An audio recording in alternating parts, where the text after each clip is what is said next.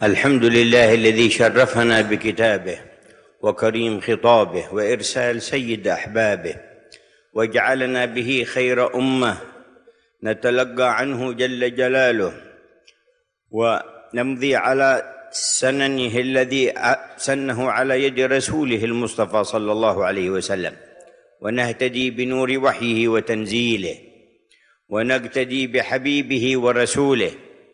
ولا على ظهر الأرض أشرف من ذلكم، ولا أكبر ولا أنور ولا أطهر ولا أعز ولا أحرز لحيازة حقائق السعادة في الغيب والشهادة في الدنيا والآخرة، لكن متاع الغرور وحياة الزور يغرق فيها في بحار الاغترار أنواع الكفار والفجار والأشرار، ويضيعون الأعمار ولا يستجيبون لنداء الملك الغفار، وينقطعون عن حبيبه المختار، فما لهم مصير إلا سوء المصير والعياذ بالله. وكل من بلغته الدعوة وأباها وخالفها فإلى النار. اللهم أجرنا من النار التي يتعرض لدخولها كثير، عايشين بين أقطار المسلمين وبين بلاد المسلمين، وربما وصلوا إلى دركات يصل إليها أشرار بعض الفجار والكفار في بلاد الكفار، وربما كان فيهم وهم بين المسلمين من هو في الدرك الأسفل من النار، وربما كانت في أسفل من دركات الذين خططوا لإيذاء المسلمين ولمضادة الشرع المصون، لأنهم لم تنفذ خططهم هذه ولم يصلوا إلى مبتغاهم وإرادتهم في هذا الأذى والمضاد للدين إلا عبر هذه العناصر العايشة بين المسلمين وفي المسلمين، فربما كانت دركاتهم في النار أسفل من دركات أولئك والعياذ بالله تبارك وتعالى.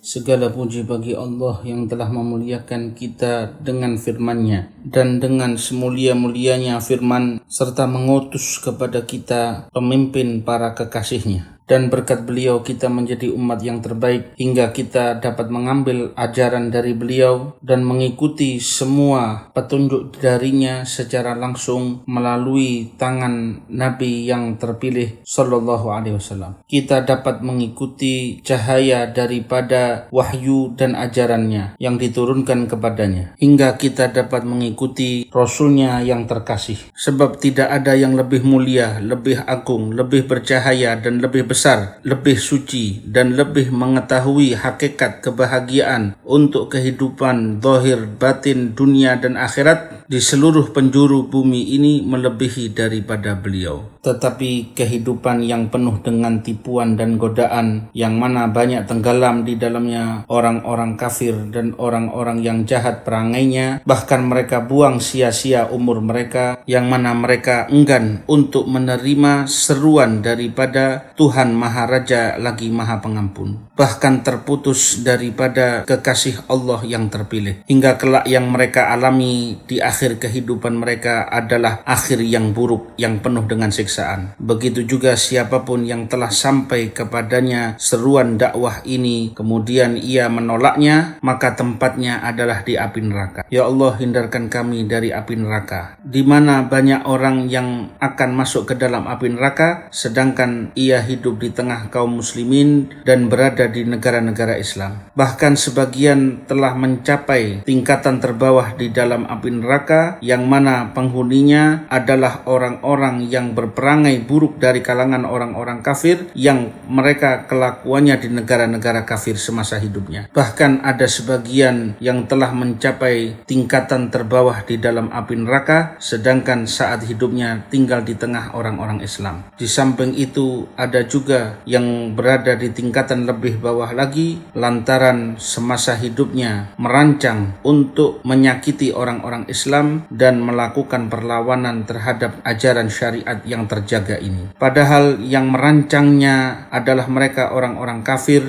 baik untuk mencelakai orang-orang Islam maupun memerangi syariat yang terjaga ini, tetapi tujuan mereka tidak dapat tercapai kecuali dengan menggunakan orang-orang Islam itu sendiri, yang mana kelak tingkatan mereka di dalam neraka berada di dalam tingkatan yang lebih bawah daripada mereka orang-orang kafir tersebut. والله يحفظ علينا حقائق الإسلام والإيمان ونخرج من رمضان المبارك ومدرسته بأسرار الصلات بهذا الإله وما أوحاه وما جاء به مصطفى، وهذه الأسرار ترفع هذا الإنسان في فكره وفي نظره وفي تصوره وفي خلقه وفي معاملته وفي إرادته الخير لخلق الله جل جلاله، ومعرفة عظمة الإنذار من القهار على يد الرسل لمن عاند ولمن جحد ولمن كفر ولمن رفض الدعوة الإلهية اغترارا بالنفس وشهواتها والمتع الحقيرة الزائلة القصيرة التي يقع في حبالها أكثر الناس فيفوتهم الملك الكبير والخير الوفير والحلول في جنات الكرامة في جوار البشير النذير والسراج المنير وكل مقرب من العلي الكبير، ويعتاضون عن ذلك بحر نار السعير. اللهم أجرنا من النار، اللهم أجرنا من النار. يا من شرفتم بشرف الإيمان بالإله الخالق الرحمن ومررتم على مدرسة الصيام والقيام والتلاوة والصدقة والتلقي للنفحات العظيمة، ليكن خروجكم من هذه المدرسة بحلل الصفاء والنقاء والوفاء وإدراك شرف الاتصال بالحق وحبيبه المصطفى صلى الله عليه وعلى آله وصحبه وسلم. فذلكم خير ما يعرض في الوجود وأعلى ما يصل إليه أي موجود بلا استثناء كائنا من كان، وما عندهم بعد ذلك سوى الغرور وسوى الزور وسوى الأمر المنهد والأمر الذي لا أساس له والسراب الذي يغر أصحابه حتى إذا جاءه أحدهم لم يجده شيئا ووجد الله عنده فوفاه حسابه والله سريع الحساب. ولكن صاحب التنور بنور الوحي والتنزيل يرقى في فكره ويسمو ويرقى في تصوره للأشياء ونظرته للدنيا وللآخرة، ويعيش عبدا لرب الأرض فالسماء مرفوعا بعبوديته بأن تتولاه ربوبية رب الأرض والسماء جل جلاله وتعالى في علاه. Semoga Allah menjagakan untuk kita hakikat iman dan Islam. Dan semoga setelah kita keluar daripada bulan Ramadan dan pendidikan yang ada di dalamnya dengan hati yang memiliki hubungan sangat kuat dengan Allah, kuat hubungan dengan wahyunya, dan erat dengan ajaran yang dibawa oleh Nabi terpilihnya. Dan berkah daripada sir inilah yang dapat mengangkat pandangan dan pemikiran seseorang serta budi pekertinya, perilakunya, dan keinginan yang terpendam di dalam dirinya untuk berbuat baik kepada semua makhluk Allah. Dan dirinya menjadi lebih mengerti betapa berbahayanya ancaman dari Allah yang Maha Perkasa melalui para Rasul yang diperuntukkan bagi siapapun yang menentang keras ajaran para Rasul dan berani menolak ajaran Allah lantaran dirinya telah tertipu oleh keangkuhan hawa nafsu dan godaan syahwat yang sifatnya sementara dan akan hancur,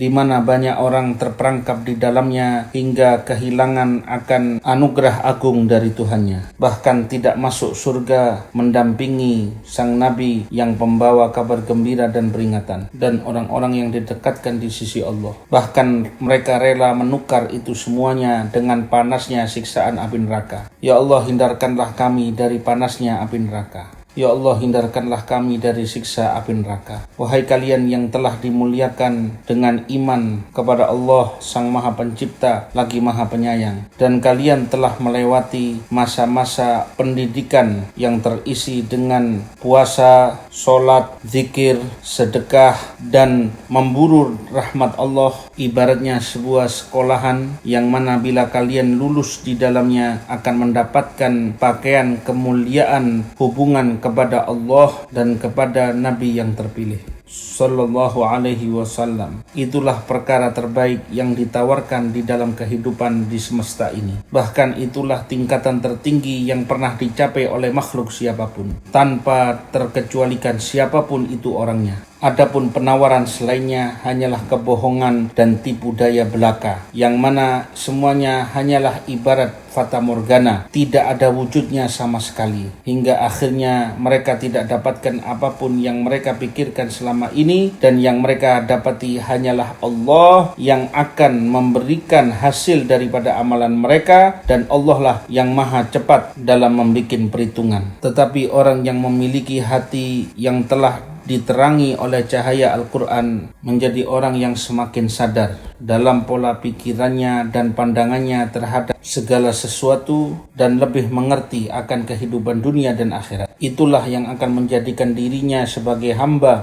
bagi Tuhan pemilik langit dan bumi. Derajatnya menjadi terangkat lantaran ditanggung semua urusannya oleh Allah pemilik langit dan bumi. فإلى أين انتماؤه وإلى أين انتهاؤه وبما يفوز ولأي شيء يحوز. احذر أن تتصور أنه رئاسة أو وزارة أو ملك يبقى 10 سنين أو 5 أو 15 أو 20 أو أقل أو أكثر في هذه ما عاد يزيدون على هذا إلا القليل منهم، ثم ينتهي إلى ندامة، إلى حسرة، إلى خسران، إلى نيران، إلى غضب، إلى مقاساة، عذاب مؤبد. أعوذ بالله. أو هذا الأمر الذي تدعى إليه أو الذي ترغب فيه؟ لا لا لا لا لا لا، إنهم يحوزون الملك الكبير بشهادة الكبير في عين الكبير، إنهم يحوزون ملك البقاء والدوام فيما تشتهي الأنفس وتلذ الأعين وهم فيها خالدون. ولباسهم من حرير يحلون فيها أساور من ذهب، ولباسهم من حرير، وعلامتهم في صفاهم ونقاهم ونورانيتهم وتأثير المدارس، مدارس الرحمن، مدارس الصلاة ومدارس الصيام ومدارس القيام فيهم، وهدوء إلى الطيب من القول، وهدوء إلى صراط الحميد، هدوء إلى الطيب من القول، وأطيب القول لا إله إلا الله محمد رسول الله، هذا أطيب الطيب من القول، وهدوء إلى الطيب من القول، وهو شهادتهم للإله بالوحدانية، وأنه الذي يستحق الثناء والحمد والشكر على كل حال، وأن الجاهلين على ظهر الأرض من لا يعرف قدر المنعم عليهم بالإيجاد والإمداد والعطايا في الخافي والباد المسبغة عليهم، لا والله ما جاءوا بها من خزائن أفكارهم ولا من خزائن دولهم ولا من عند آبائهم ولا أمهاتهم ولا من أحزابهم، هو أنعم عليهم بها. هو الذي أعطاهم السمع، هو الذي أعطاهم البصر، هو الذي أعطاهم الحياة وأحياهم، هو الذي خلقهم بعد العدم، من عدم ومن لا شيء، وهو الذي بث لهم هذا الهواء وربط قيام حياتهم به ويسره لهم مجانا، هو وحده.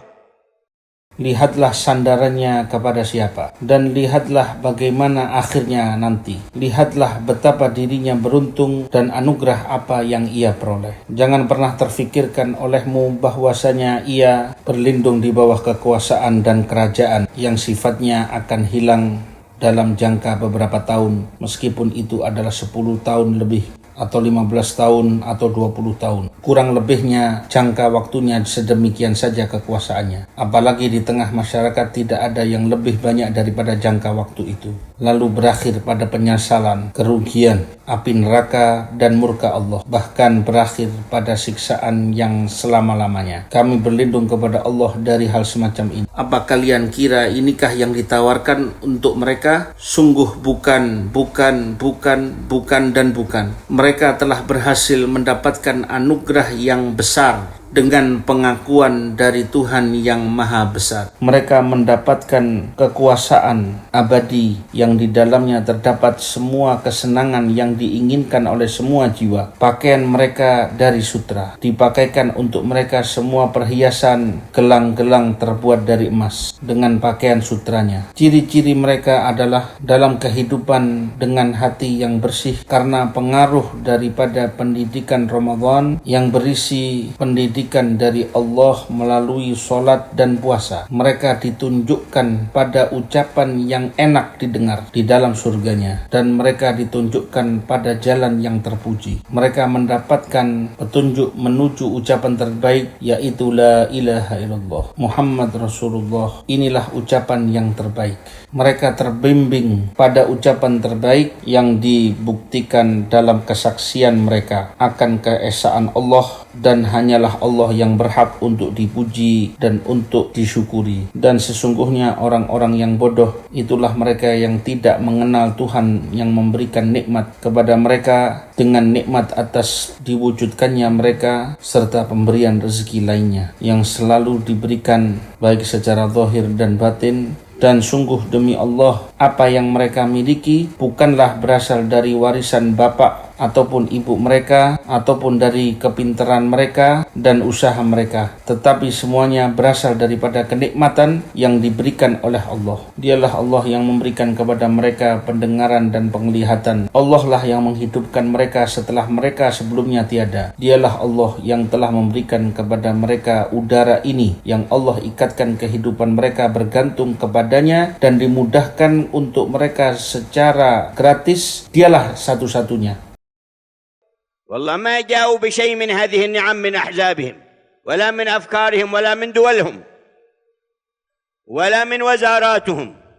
الرب بثها لهم والرب أعطاهم إياها، ثم لا يشكرونه ولا يعرفون حق الثناء عليه، وينسبون الشكر إلى هيئاتهم أو أحزابهم أو جماعاتهم. على ماذا أعطوكم؟ بعضهم أعطوهم النار، بعضهم أعطوهم غضب الجبار. تشكرونهم على هذا؟ لا عقول لهم، ولكن أكثر الناس لا يعقلون، ولكن أكثر الناس لا يبصرون. لكن فتجد قولهم في الحياة قول خبيث، إنكار للإله، استخفاف بالرسل، تحدي لمنهج رباني من أجل شهوة يريدها، بيع للقيم بشيء من المتاع الفاني. وشوف كلامهم الخبيث. لكن هؤلاء هدوا إلى الطيب من القول.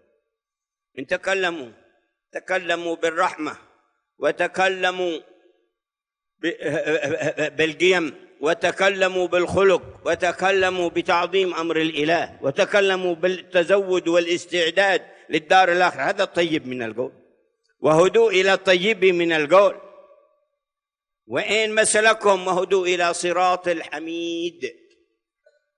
صراط الحميد، صراط ربك الحميد.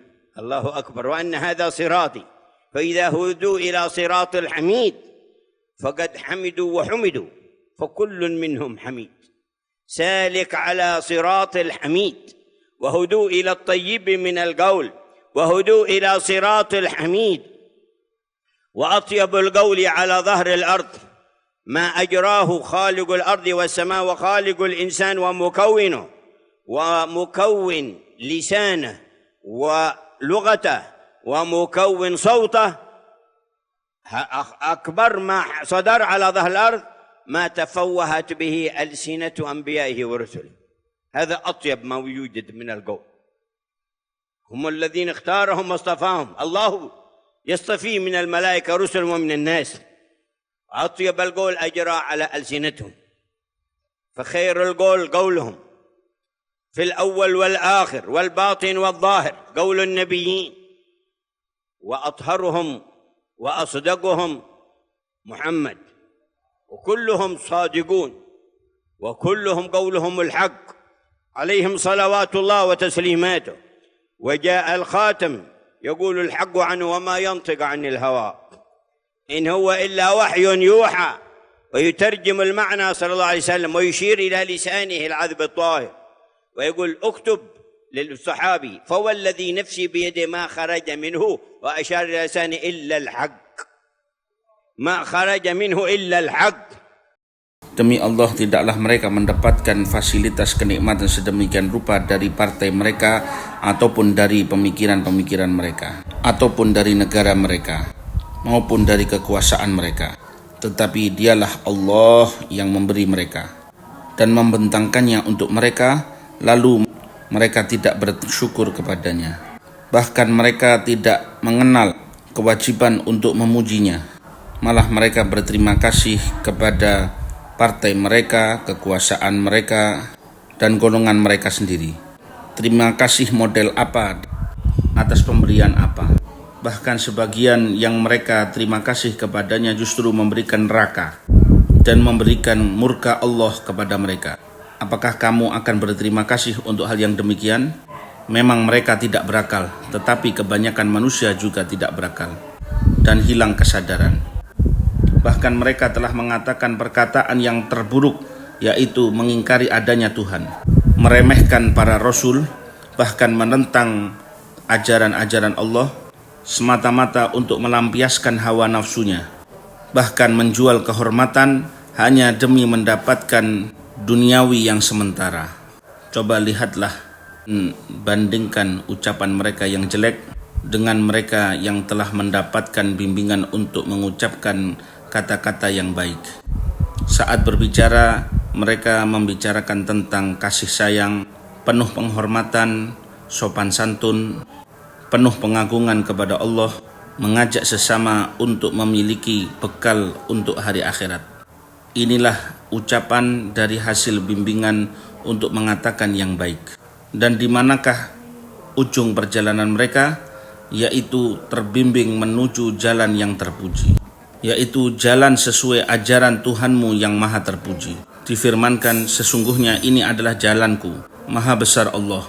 Seandainya mereka telah terbimbing pada jalan Tuhanmu yang maha terpuji, lalu mereka memujinya, maka mereka pun juga dipuji. Dan masing-masing mereka menjadi orang yang terpuji, karena mereka menempuh jalan ajaran dari Allah yang maha terpuji dan selalu terbimbing untuk mengucapkan perkataan yang baik dan senantiasa terbimbing menuju jalan yang terpuji. Dan sebaik-baik ucapan di langit dan di bumi adalah apa yang telah diajarkan oleh pencipta langit dan bumi dan pencipta manusia, yang menciptakan lisan dan menciptakan bahasa mereka, dan yang menciptakan suara mereka. Suara terbesar nilainya adalah apa yang diucapkan oleh para nabi. Ucapan mereka lah yang terbaik. Mereka yang telah dipilih oleh Allah.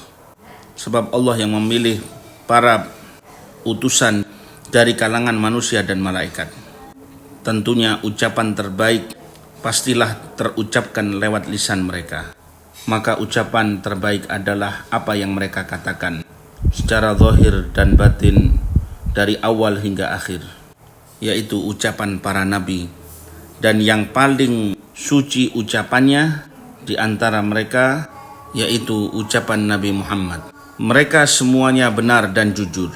Semoga sholawat dan salam terlimpahkan untuk mereka semuanya.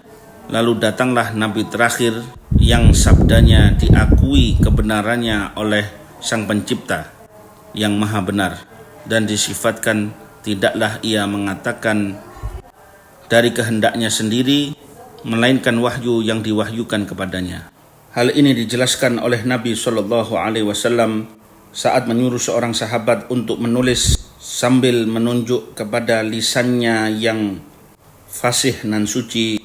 Tulislah, demi Tuhan yang memegang nyawaku, tidaklah keluar darinya kecuali hanyalah kebenaran. Sallallahu alaihi wasallam, al-aminul mamun, أمين على بلاغ الرسالة، مأمون من قبل الرحمن المرسل، مأمون على النصح للعباد، أمين في نصحهم. وكان الأنبياء من قبل يقولون لأممهم وأنا لكم ناصح أمين، حتى جاء الأنصح الأمين المأمون فنصحنا.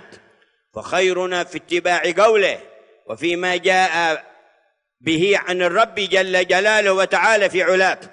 وما كان الله الذي أرسله ليخذله بإضاعة الكتاب الذي أنزله إليه، بل تكفل بحفظه، ولا بإضاعة بيان الكتاب. وبيان الكتاب قول هذا النبي، بيان الكتاب فعل هذا النبي، بيان الكتاب صفة هذا النبي، بيان الكتاب أخلاق هذا النبي صلى الله عليه وآله وصحبه وسلم، لتبين للناس ما نزل إليهم. تبينه بفعلك، وتبينه بخلقك، وتبينه بقولك وبلاغك وتفصيلك لهذا الوحي الذي أنزلناه.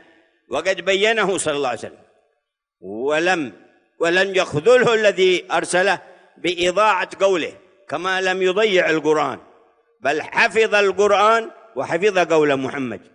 ولا تزال بين المسلمين كلمات يتلونها كما صدرت من بين شفتي خاتم النبوات، كما خرجت من بين شفتي من أنزل الله عليه الآيات البينات، حفظا للقرآن وللدين ولحقيقة الملة بحفظ الكتاب والسنة معا، والذي تكفل بحفظهما رب العالمين سبحانه وتعالى.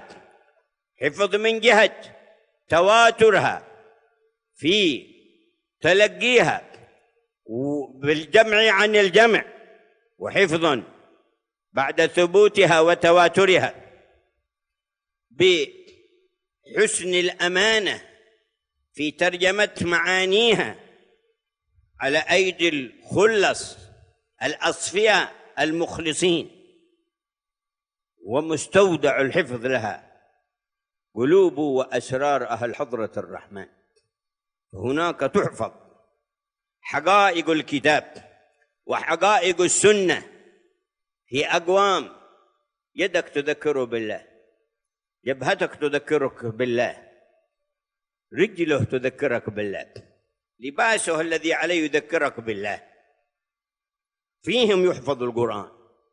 Sallallahu alaihi wasallam. Beliaulah Nabi yang jujur, lagi diamanati dan terpercaya. Jujur dalam menyampaikan risalah dan diamanati dari Allah Sang Maha Pengasih yang mengutusnya. Mendapat tugas untuk memberi nasihat kepada para hamba dan benar-benar menyampaikannya dengan jujur. Dahulu para Nabi berkata kepada umat-umat mereka, "Akulah penasehat yang jujur bagi kalian." Lalu datanglah yang terbaik dalam memberikan nasihat. Nabi yang jujur lagi terpercaya memberi nasihat ajaran kepada kita. Maka yang terbaik di antara kita adalah yang paling sungguh-sungguh mengikuti nasihatnya dan mengikuti ajaran yang dibawa dari Tuhannya. Tidaklah Allah yang mengutusnya kemudian akan menghinakannya dengan menghilangkan kitab yang diturunkan kepadanya. Justru Allah menjamin akan menjaganya dan tidak akan menghilangkan penjelasan dari isi kitab itu. Penjelasan itu adalah sabda sang Nabi, perbuatan sang Nabi, sifat sang Nabi, serta akhlak sang Nabi Sallallahu alaihi wasallam, agar engkau jelaskan kepada umat manusia apa yang telah diturunkan kepadamu. Jelaskan kepada umat manusia melalui perbuatanmu, dengan akhlakmu, sabdamu, dan penyampaian misi risalahmu, dan perincian akan isi wahyu yang kami turunkan kepadamu. Dan memang Nabi SAW benar-benar telah menyampaikannya, dan sekali-kali Tuhan yang mengutusnya tidak akan menghinakannya dengan menghilangkan sabdanya. Sebagaimana Allah telah menjaga Al-Quran, maka juga akan menjaga keutuhan sabda Muhammad. Dan hingga saat ini masih tertulis untaian kata-kata yang isinya sama persis yang keluar dari mulut mulia beliau sallallahu alaihi wasallam, sebagaimana keluarnya dari mulut beliau ayat-ayat Al-Quran yang juga dijaga oleh Allah, sama-sama dijaganya sebagaimana dijaganya Al-Quran, juga agama dan hakikat isi agama ini. Siapa yang menjamin penjagaan Alkitab dan Sunnah Dialah Allah Tuhan seluruh alam semesta. Terjaga dari keautentikannya, dari pengambilannya, pengumpulannya, dan terus dijaga setelah dijamin keaslian dan keautentikannya, juga pengembanan amanah di dalam penjelasan maknanya melalui orang-orang yang dipilih oleh Allah yang diberikan keikhlasan. Di samping gudang penyimpanan maknanya dan rahasianya adalah hati orang-orang yang dipilih oleh Allah Sang Maha Pengasih. Di dalam hati itulah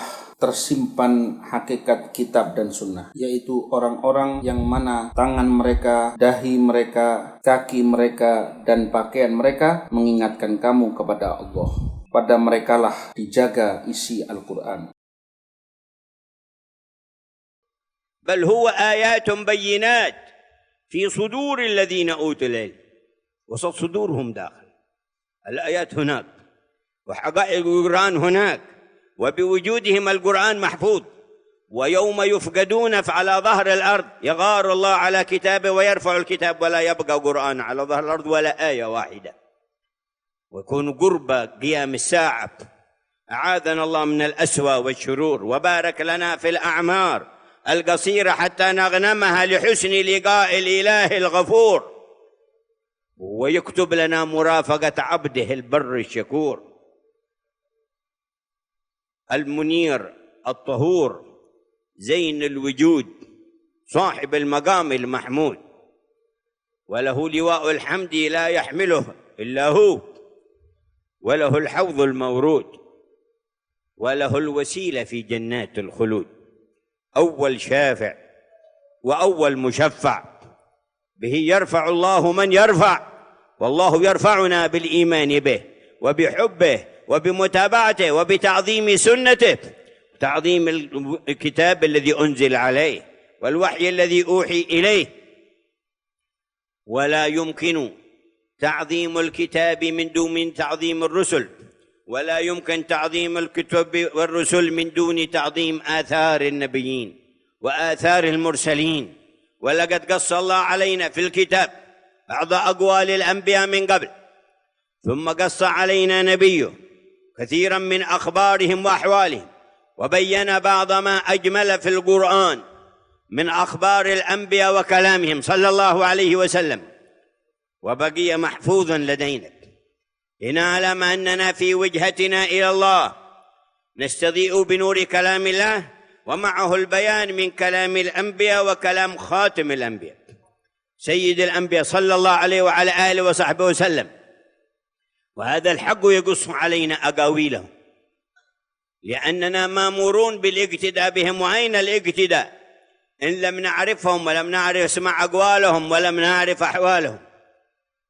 وهذا نبي الله كيف يتأتى اتباعه لمن يدعي الإيمان بالقرآن والتصديق به وهو لم يعرف أقواله ولم تصل إليه؟ أيكلفنا الله سبحانه وتعالى بأمر يستحيل القيام به؟ قل إن كنتم تحبون الله فاتبعوني. ويا مدعي الإيمان بالقرآن اتبعوني دي تحطها فين إذا ما عرفت قدر السنة وإذا لم تأخذ السنة وإذا لم تعمل بالسنة فين تودي باتبعوني هذا؟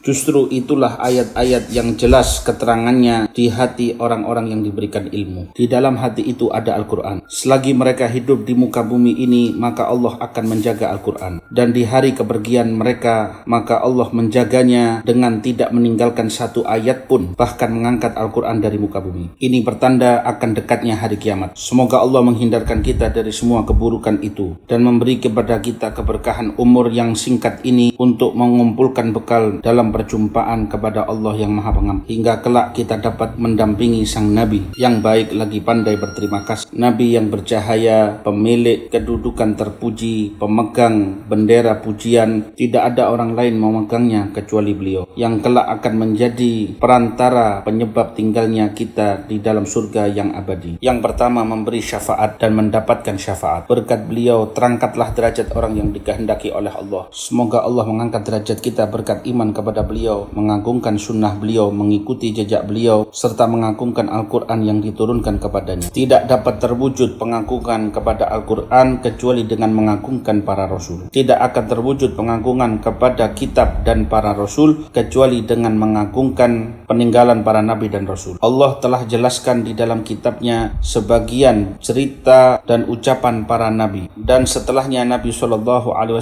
menceritakan kepada kita kisah-kisah mereka, bahkan menjelaskan terperinci apa yang diceritakan secara global di dalam Al-Quran. Dan masih terjaga di tengah kita keutuhannya. Agar kita menyadari bahwa di dalam perjalanan kita menuju Allah, bahwasanya kita berpegang kepada cahaya Al-Quran dan penjelasannya melalui lisan para Nabi dan petunjuk sang Nabi yang terakhir. Di dalam Al-Quran Allah ceritakan ucapan para Nabi dan kisah para Nabi. Sebab kita diperintah untuk mengikuti jalan mereka. Mana mungkin kita dapat mengikuti ajaran mereka bila kita tidak mengetahui ucapan dan kisah-kisah mereka. Dan di hadapan kita ada Nabiullah. Tak mungkin kita dapat mengikuti jejak beliau bila sabda beliau dan kisah beliau tidak sampai kepada kita. Apalagi bagi yang mengaku iman kepada Al-Quran dan percaya kepadanya. Adakah Allah memaksa kita untuk melakukan sebuah perkara yang kita tidak mampu untuk melaksanakannya dan belum ada contohnya? Katakanlah, bila kamu cinta kepada Allah, maka ikutilah jalanku. Wahai yang mengaku beriman kepada Al-Quran, firman Allah untuk mengikuti sang Nabi engkau letakkan di mana? Bila kamu tidak mengetahui betapa berharganya sunnah, tidak engkau pelajari dan tidak engkau amalkan.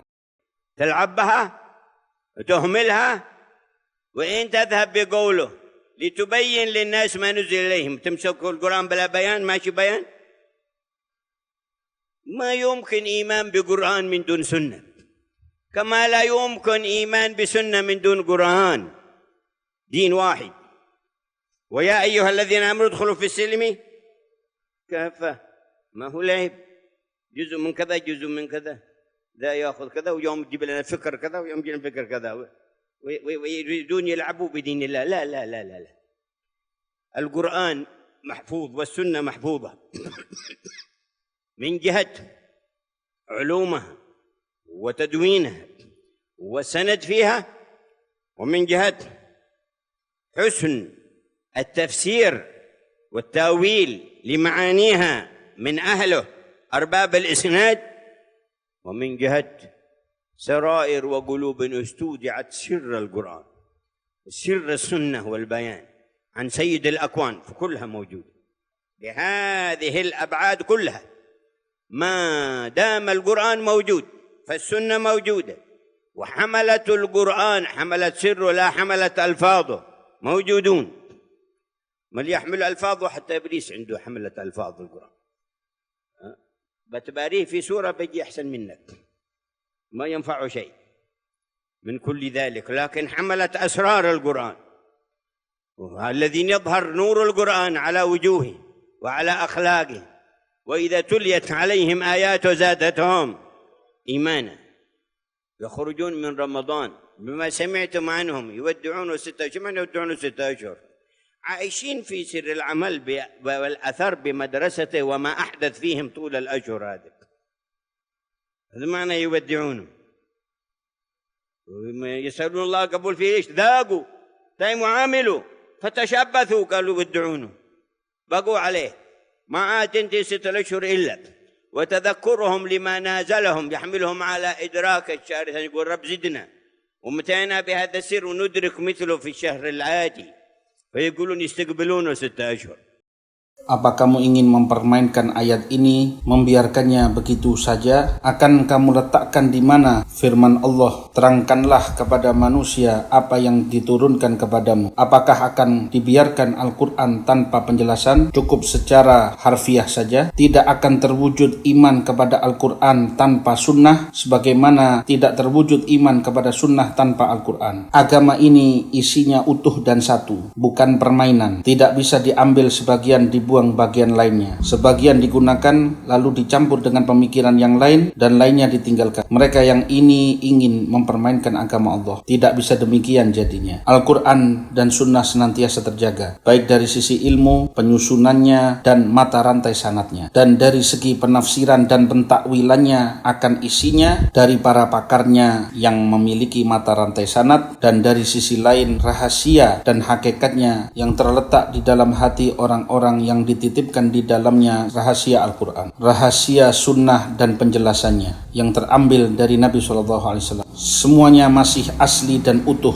Dengan keluasan ini, selama Al-Quran masih ada, pasti Sunnah masih ada, dan para pengembannya juga masih ada. Bukan pengemban lafadznya, tetapi pengemban rahasianya. Sebab kalau pengemban lafadznya saja, bahkan iblis pun hafal Al-Quran. Kalaupun ditantang untuk hafalan surat atau ayat, dia pasti lebih baik dan lebih menang dari kamu. Tetapi itu semuanya tidak berguna baginya. Tetapi mereka, para pengemban rahasia esensi Al-Quran, nampak cahayanya pada wajah mereka dan perilaku mereka. Bila dibacakan ayat-ayat Al-Quran di hadapan mereka, mereka semakin bertambah imannya. Mereka keluar dari sekolah Ramadan seperti yang kalian dengar seolah-olah mengantarkan Ramadan. Sebenarnya bukan mengantarkan, justru mereka tetap senantiasa hidup di dalam Ramadan. Sebab selama Ramadan mereka mendapatkan keberkahan dari ibadah yang mereka lakukan dan menimbulkan efek yang luar biasa dalam diri mereka. Bila kalian dengar mereka meminta agar dikabulkannya ibadah Ramadan selama 6 bulan, yang dimaksud bukanlah demikian, tetapi justru mereka benar-benar merasakan nikmatnya hasil dikabulkannya ibadah di dalam bulan itu. Karena perasaan nikmatnya itu, mereka masih ingin tetap merasakannya dengan sebaik-baiknya. Seolah-olah Ramadan mengatakan, antarkan aku, tetapi kalian tetap hidup di dalamku. Adapun mereka persiapan untuk menyambut kedatangan bulan Ramadan di 6 bulan berikutnya, ialah mereka masih terngiang ingatan akan anugerah yang senantiasa mereka rasakan selama bulan Ramadan itu, dan terbawa oleh mereka hingga mereka selalu meminta pertambahan. Lalu dikatakan, persiapkanlah untuk mendapatkannya dari anugerah yang baru, hingga yang mereka tunggu adalah anugerahnya di bulan-bulan berikutnya, dan terus demikian mereka mendapatkan kenikmatan itu.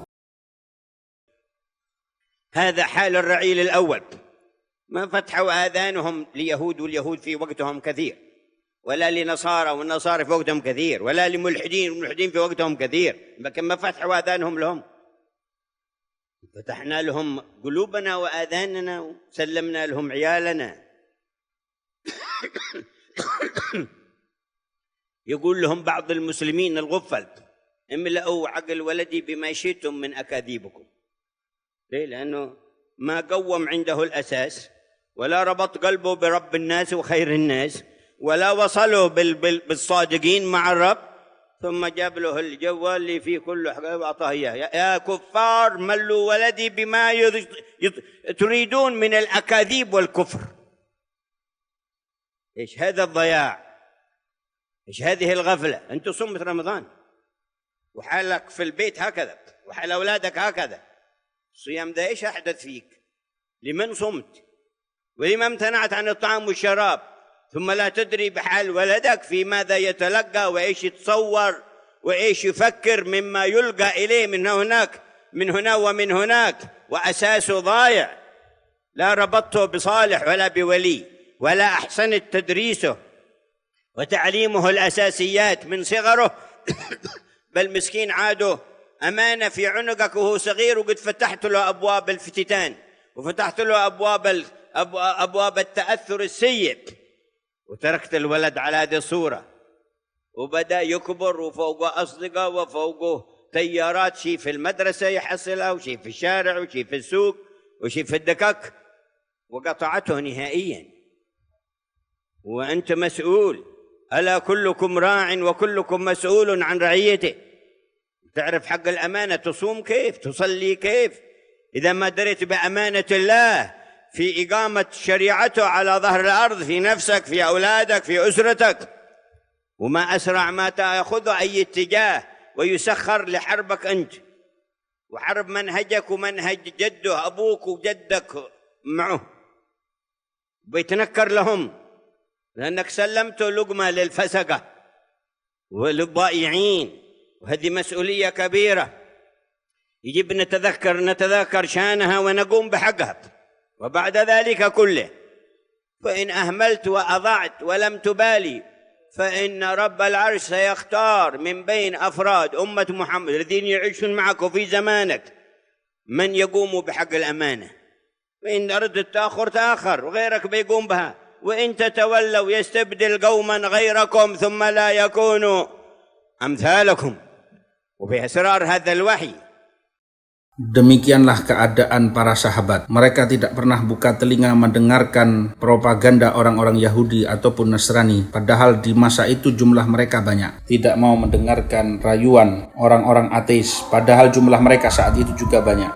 Malah kita yang membuka untuk mereka hati dan telinga kita. Bahkan kita serahkan pendidikan keluarga kita kepada mereka. Bahkan sebagian kaum muslimin yang lalai, yang gak waras akalnya, mengatakan silahkan penuhi otak kalian dengan janji-janji yang bohong. Orang yang begini karena prinsip agamanya tidak kuat. Bahkan hatinya tidak terikat kepada Allah dan tidak terikat pada Rasul. Bahkan tidak pernah berkumpul dengan orang-orang yang bersungguh-sungguh spiritualnya kepada Allah. Justru kumpulannya dengan yang lain. Maka ia bukakan, wahai orang-orang kafir, silahkan penuhi anak-anakku dengan didikan kalian yang penuh kebohongan dan kekufuran pada Allah. Ini kehidupan yang sia-sia, yang penuh dengan kelalaian. Bukankah kamu sudah puasa Ramadan, sedangkan keadaan rumahmu dan anakmu masih tetap begitu saja dalam pengaruh mereka? Apa hasilnya puasa pada dirimu? Emangnya kamu puasa untuk siapa? Kenapa kamu capek nahan makan dan minum, lalu kamu tidak tahu bagaimana keadaan anakmu, pola pikir mereka, perbuatan mereka, dan apa yang mereka terima dari pengerusakan sana sini, bahkan pondasi dalam agamanya sudah hilang. Enggak kamu ikatkan hatinya dengan orang soleh, enggak kamu ajarkan yang baik, bahkan ajaran yang asas di dalam agama pun tidak engkau ajarkan. Sungguh disayangkan bila ia amanat di pundakmu, sejak kecil telah engkau bukakan pintu bagi dirinya untuk mendapatkan pengerusakan jiwanya dengan pengaruh orang-orang yang buruk, dan engkau biarkan dirinya terlena di dalam hal ini. Belum lagi saat dewasa ia akan terpengaruh oleh temannya, oleh orang-orang pasar, belum lagi terbawa oleh arus pemikiran yang salah di sekolah ataupun melalui teman duduknya yang kelak akan memutusnya dari ajaran Allah. Kelak engkau akan diminta pertanggungjawaban di hadapan Allah. Semua kalian adalah penanggung jawab dan kelak akan diminta pertanggungjawaban di hadapannya. Kalau engkau tidak mengerti akan amanat Allah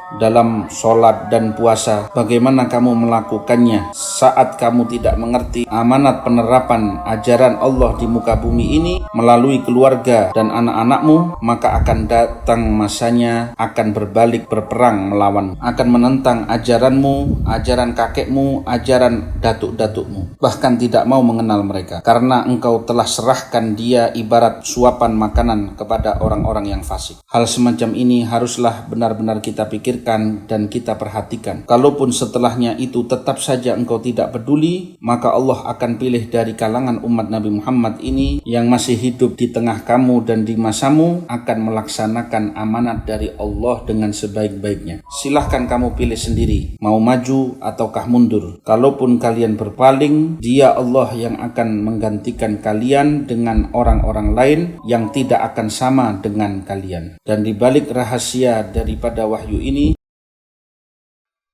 يروح هذا الوهم اليوم فرقونا دول وشعوب وقصد الدول صلحوا أحزاب مذاهب واتجاهات وشيء حواجز بالقبائل وشيء حواجز بالمناطق. ما نحن حول هذا. هذه إحداثات بشرية تحتها وساوس شيطانية وتلبيسات إبليسية لتفريق عباد الله، لكن نحن تحت نور وظل، وأن هذه أمتكم أمة واحدة وأنا ربكم فاتقون. نرى أن أخوتنا مبتثة لكل قلب شهد أن لا إله إلا الله، يقع في أمريكا، يقع في فرنسا، يقع في فلسطين، يقع في اليمن، يقع في الشام. هؤلاء إخواننا في الله.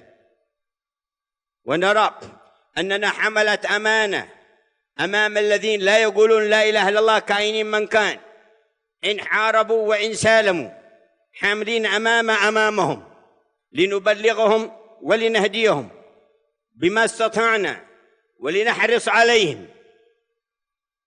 هذا ديننا، هذا أمانة الله التي حملناها عن خاتم الرسائل صلى الله عليه وسلم، ما نعرف فيها حواجز الاصطلاحات هذه حقهم اللي أحدثوها هم بأفكارهم ليلعبوا وليؤذوا وليفرقوا وليشتتوا، وهذا شأن إبليس. إنما يريد الشيطان أن يوقع بينكم العداوة والبغضاء في الخمر والميسر ويصدكم عن ذكر الله وعن الصلاة فهل أنتم منتهون؟ إنما وليكم الله ورسوله والذين آمنوا والذين يقيمون الصلاة ويؤتون الزكاة وهم راكعون.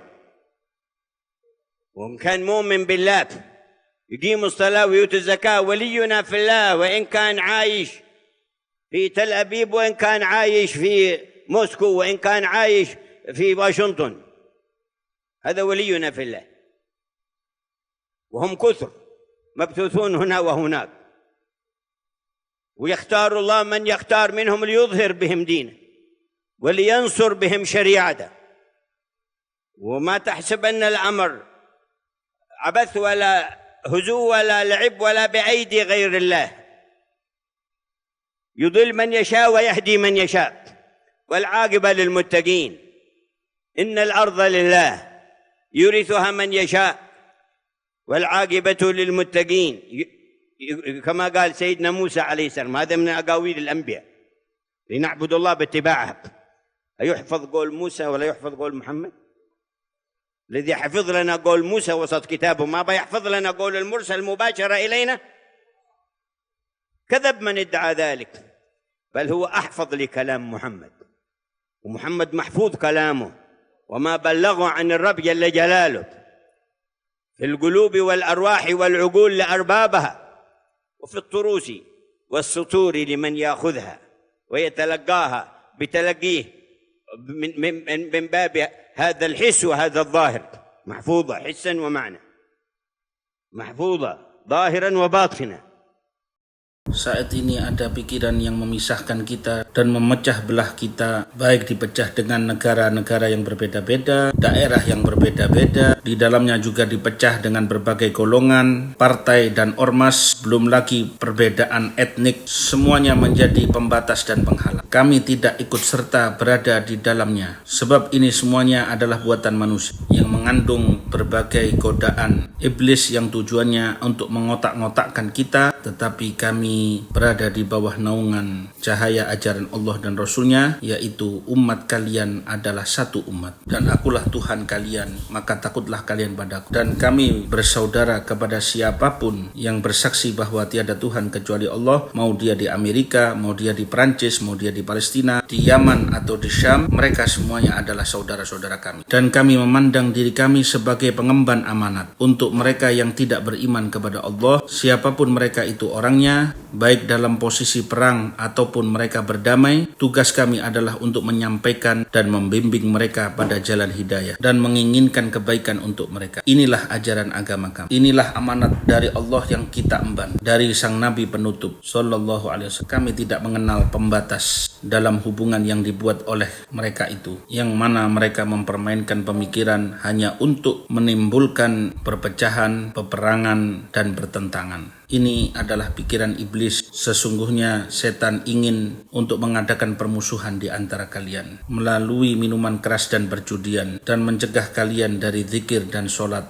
Apakah setelah ini kiranya kalian berhenti? Sesungguhnya pemimpin kalian adalah Allah dan Rasulnya dan orang-orang beriman yang mendirikan sholat, membayar zakat dan mereka rukuk. Kami berteman dengan orang yang sholat, membayar zakat dan beriman kepada Allah. Siapapun orang itu, mau dia hidup di Tel Aviv, biar di Moskow ataupun di Washington, mereka adalah kawan kami karena Allah. Jumlah mereka banyak sekali, ada di mana-mana, dan di antara mereka ada yang dipilih oleh Allah untuk menampakkan pembelaan kepada agama ini dan untuk membela syariatnya. Jangan pernah dianggap perkara ini adalah sia-sia belaka atau sekedar bahan candaan atau semua urusan berada di tangan selain Allah, sebab hanya Allah yang dapat memberi petunjuk ataupun memalingkan hati seseorang, sedangkan akhir yang baik hanya dirasakan orang yang bertakwa. Sesungguhnya bumi milik Allah dan akan diwariskan kepada siapapun yang dikehendaki. Hasil yang baik hanya dirasakan oleh orang yang bertakwa, seperti yang disampaikan oleh Nabi Musa Musa dalam firman Allah. Ini termasuk ucapan para nabi, agar kita dapat menyembah kepada Allah dengan mengikuti ajarannya. Kalau ucapan Musa masih dijaga oleh Allah, apa kiranya ucapan Muhammad tidak akan dijaga? Ucapan Nabi Musa dijaga di dalam kitabnya. Apa kiranya ia tidak akan menjaga ucapan Rasul yang dikirim langsung kepada kita? Sungguh dusta orang yang mengatakan demikian. Justru Allah lebih menjaga ucapan Muhammad daripada lainnya. Selalu terjaga ucapannya,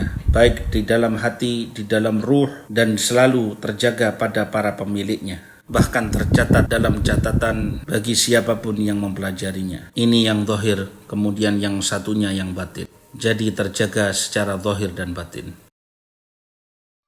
لأنه بلاغ شريف عزيز عند الحق جل جلاله، ووعد نبيه أن يبقى هديه إلى آخر الزمان. في المرحلة المذكورة في الحديث هذا الجبرية طالت على الناس كم 100 سنة، والأمة في المرحلة الجبرية، ثم خلافة على منهاج النبوة. على منهاج النبوة. إيش على منهاج النبوة؟ هذا في أمر الناس العام في الظاهر من جهة ما يتعلق بالحكم، أما من جهة سلوك الفرد منهم وحالهم مع الله منهاج النبوة قائم في كل زمان، وفيه رجاله وميدانه ملآن بأصفياء الرحمن. لا تزال طائفة من أمتي ظاهرين على الحق، لا يضرهم من نواهم ولا من خذلهم. يكون ما يكون في العالم، يتولى من يتولى، يحصل ما يحصل من دول، يطلع ذا أو ينزل ذا، رعاية الرحمن من فوق تبقي على ظهر الأرض طائفة من الأمة ظاهرين على الحق، لا يضرهم من نواهم ولا من خذلهم.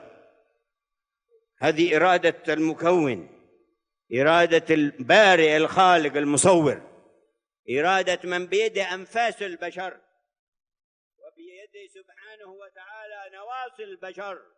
ما من دابة إلا هو آخذ بناصيتها جل جلاله وتعالى في علاه.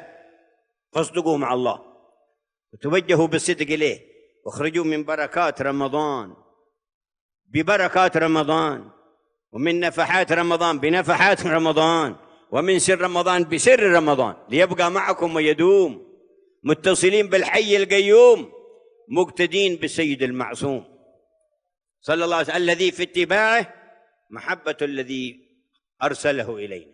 قل إن كنتم تحبون الله فاتبعوني يحببكم الله، وآية حب الله منا اتباعه به وعد الغفران بعد المحبة، ومن يطع الهادي أطاع إلهه، ومن يعصي الإله ويمقتي، ومن بايع المختار بايع ربه. يد الله من فوق الأيادي الوفية، بارك لنا في تلك الأيادي والحق أيادينا بها، اجعل أيادينا معها تبايع من بايعت، وتسلك بطريق من سلكت، وتتبع من اتبعت تلك الأيادي الوفية التي شهدت لها في آياتك القرآنية. الحق أيادينا بتلك الأيادي. Karena ini risalah mulia dan agung di hadapan Allah. Ia telah janjikan kepada nabinya bahwasanya ajarannya akan langgeng terus hingga hari kiamat. Memang di dalam hadis umat mengalami selama ratusan tahun masa-masa penekanan dan penindasan, lalu dilanjutkan kekhalifahan sesuai ajaran Nabi. Ini dari sisi kekuasaan zahir. Tetapi di tengah mereka masih ada orang-orang yang memiliki hubungan yang agung dengan Allah, mendapat khilafah batin sesuai dengan ajaran sang Nabi. Di kalangan umatku akan senantiasa ada kalangan yang menampakkan kebenaran. Mereka tidak terpengaruh oleh siapapun yang menentang mereka maupun menyakiti mereka. Biar semua perkara terjadi di alam ini maupun penindasan dari berbagai macam negara, atau terjadi bergantian kekuasaan, fulan naik dan fulan turun, tetap Allah akan memelihara golongan ini untuk menampakkan kebenaran di muka bumi. Ini adalah kehendak Sang Pencipta, di mana mereka tidak akan terpengaruh dan tidak akan berhenti karena tantangan ataupun orang-orang yang menyakiti mereka. Inilah kehendak Sang Maha Pencipta yang semua kendali nafas manusia ada di tangannya dan nyawa mereka ada di tangannya. Setiap makhluk yang melata di muka bumi ini, melainkan Dialah yang menguasai dan mengendalikannya. Karena itu bersungguh-sungguhlah di dalam tawajuh kalian kepada Allah, di dalam permintaan kalian kepada Allah. Dan keluarlah dari sekolah Ramadan ini dengan keberkahan Ramadan, rahasia Ramadan, dan anugerah-anugerah Ramadan. Jagalah agar hal ini senantiasa langgeng pada diri kalian. Senantiasa hati kalian tersambung kepada Allah yang maha hidup lagi maha berdiri sendiri, dan senantiasa mengikuti jejak sang Nabi. Yang mana dengan mengikuti jejaknya, engkau akan mendapatkan cinta dari Tuhan yang mengirimnya. Katakanlah bila kalian memang cinta kepada Allah, maka ikutilah jalanku. Niscaya kalian akan dicintai oleh Allah. Dan ayat yang menceritakan cinta kepada Allah adalah dengan mengikutinya, yang mana kita akan mendapatkan ampunan setelah dicintai oleh Allah. Siapa yang taat kepada Nabi berarti taat kepada Allah. Siapa yang maksiat kepada Nabi berarti maksiat kepada Allah dan dapat murka. Siapa yang berbaiat kepada beliau berarti berbaiat kepada Allah dan langsung mendapatkan anugerah darinya. Semoga Allah memberikan keberkahan kita melalui tangan-tangan tersebut, mengumpulkan kita bersama mereka. Jadikan tangan kami bersama tangan mereka yang telah berbaiat kepadamu. Jadikan tangan kami ikut menempuh jalan mereka yang mana tangan mereka telah engkau sebutkan dan engkau puji di dalam Qur'anmu. Ya Hayy ya Qayyum, akrim al-jam' wa man yasma' fala tada' lahum yad illa alhaqtaha bil ayat allati athnayta 'alayha fi kitabik. تتبع سيد أحبابك وتقتدي به وتهتدي بهديه ولا تقدم على أمره لا رأي من عندها ولا من عند أهل الشرق والغرب. موقنة أنك رب الشرق والغرب وأن هذا سيد أهل الشرق والغرب ولا نجاة لنا إلا في اتباعه.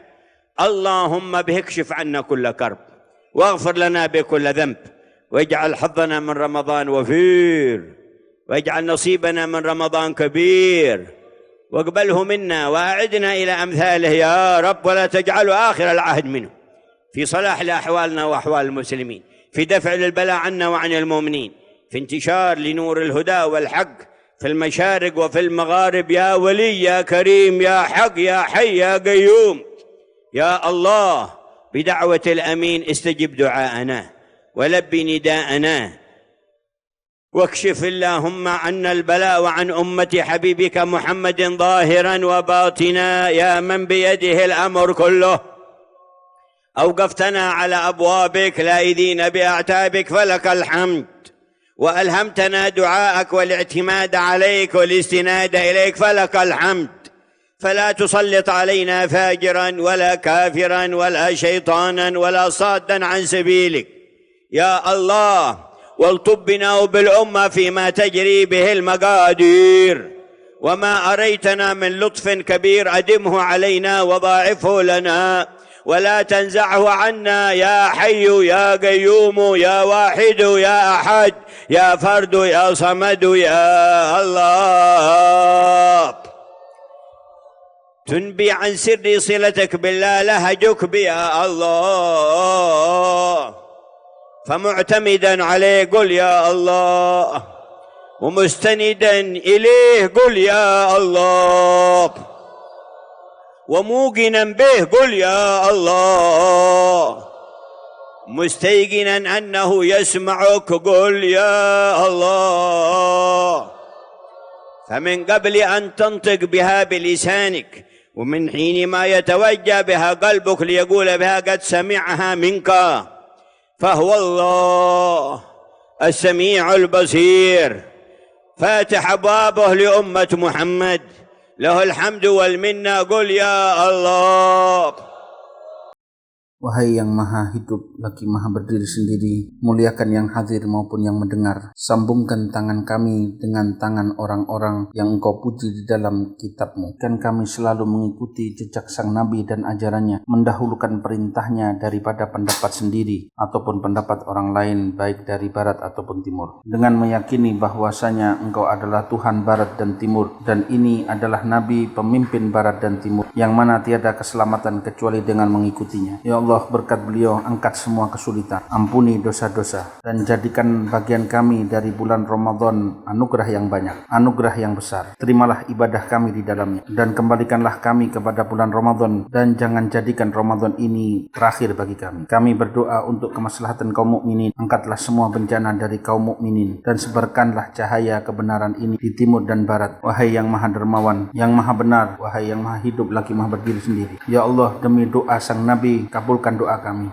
dengarkan permohonan kami. Angkatlah semua kesulitan dari umat Nabi Muhammad zahir dan batin ya Allah. Ya Allah, segala puji bagimu karena engkau berdirikan kami di pintumu, bermunajat, bersandar hanya kepadamu. Segala puji hanyalah untukmu, dan engkau ilhamkan doa kepada kami. Puji dan syukur hanya untukmu. Janganlah kami ditekan oleh orang yang kafir, orang fasik, orang jahat, maupun siapa saja yang menghalangi kami dari jalanmu ya Allah. Ya Allah, perlakukanlah bagi umat ini dengan lemah lembut di dalam menghadapi takdir mereka. Sebagaimana engkau tunjukkan kepada kami kelembutan yang begitu besar, maka langgengkanlah dan tambahkanlah. Dan janganlah engkau cabut dari kami, wahai Zat yang Maha Esa, Maha Tunggal, wahai Tuhan tempat bersandar. Ya Allah, yang menunjukkan hubunganmu dengan Allah adalah keseriusanmu memanggil nama ya Allah. Dengan bersandar kepadanya, bergantung kepadanya, katakanlah ya Allah, ya Allah. Dengan hati yang yakin kepadanya, katakanlah ya Allah. Dengan keyakinan ia mendengarmu, katakanlah ya Allah. Sebelum kalimat itu engkau ucapkan dari lisanmu, sedangkan hatimu tertuju kepadanya, maka ia telah mendengarnya. Dialah Allah yang maha mendengar lagi maha melihat, yang membuka pintu keberkahan bagi umat Muhammad. Segala puji dan syukur hanya untuknya. Katakanlah ya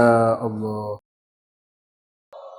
لما تهب ذرة من الصدق على قلب كافر وهو كافر يوقن أن للوجود خالق ما يعرفه ولا يعرف كيف العبادة له ولم يؤمن بعد بالرسول، يصدق مع الله في يا رب هدني، تفتح له أبواب الهداية وما ترابه إلا قد تبع محمد وجاله.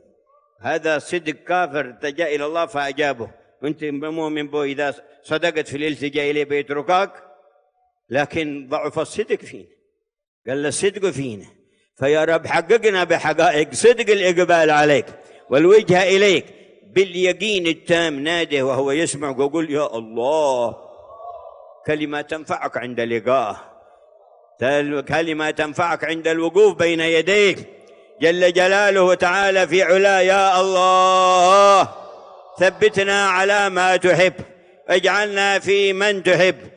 اللهم إنك كما نحب، وخير مما نحب، وأفضل مما نحب، وأعظم مما نحب، فنسألك بحقك أن تجعلنا كما تحب.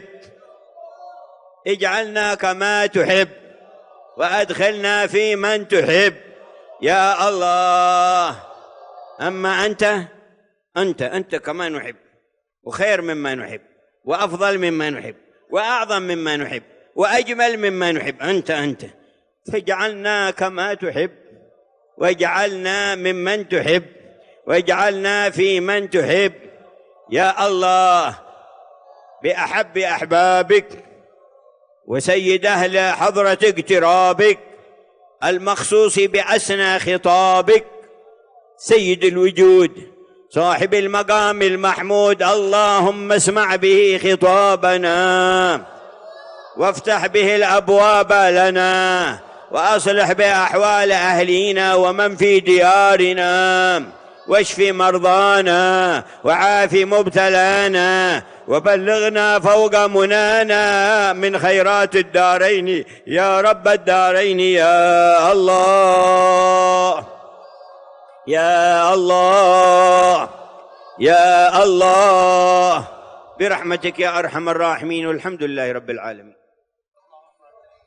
Tatkala ada kesungguhan meski sedikit dari hati seorang kafir yang tidak kenal siapa itu Allah, tidak tahu cara beribadah kepadanya, tetapi ia mengatakan dalam doanya, wahai Tuhan, berilah aku petunjuk. Saat itulah Allah membukakan pintu petunjuk baginya. Ternyata tak berapa lama ia sudah menjadi pengikut sang Nabi. Ini seorang kafir yang bersungguh-sungguh dalam berdoa, diterima doanya. Lalu bila engkau seorang mukmin yang bersungguh-sungguh dalam doa, apakah kiranya ia akan meninggalkanmu kepadamu, tetapi lemahnya keyakinan kita dan sedikitnya kepercayaan kita kepada Allah. Ya Allah, kuatkanlah iman dan keyakinan kami. Berikan keyakinan yang sempurna, lalu serulah namanya, ya Allah. Ini kalimat bermanfaat bagimu saat engkau berjumpa dengannya. Ini kalimat berguna bagimu saat engkau berdiri di hadapannya. Sungguh maha besar engkau, ya Allah. Tetapkanlah kami pada jalan yang engkau cintai. Masukkan kami dalam golongan orang yang engkau cintai. Ya Allah, sebagaimana engkau yang kami cintai, dan lebih baik dari apapun yang kami cintai, dan lebih utama dari apapun yang kami cintai, lebih agung dari apapun yang kami cintai, maka jadikanlah sebenar-benarnya kami seperti yang engkau cintai. Jadikanlah kami seperti yang engkau cintai. Masukkan kami dalam golongan orang yang engkau cintai, ya Allah. Adapun engkau, hanya engkaulah yang seperti kami cintai, ya Allah. Lebih baik dari apapun yang kami cintai, lebih utama dari apapun yang kami cintai, dan lebih agung dari apapun yang kami cintai, lebih indah dari apapun yang kami cintai. Hanyalah engkau, ya Allah. Jadikanlah kami seperti yang engkau cintai. Jadikan kami termasuk orang yang engkau cintai. Masukkan kami dalam golongan kekasihmu, ya Allah. Demi kekasihmu yang tercinta dan pemimpin kalangan hadirat yang mendapatkan keistimewaan berbicara langsung denganmu. Beliaulah pemimpin semesta, pemilik kedudukan yang terpuji. Maka berkat beliau dengarkanlah munajat kami. Berkat beliau bukakanlah pintu anugerah bagi kami. Dan berkat beliau perbaiki keadaan kami dan orang-orang rumah kami. Sembuhkan yang sakit, selamatkanlah yang terkena musibah, dan sampaikan semua cita-cita kami dari keberkahan dunia akhirat. Wahai Tuhan dunia akhirat, ya Allah, ya Allah,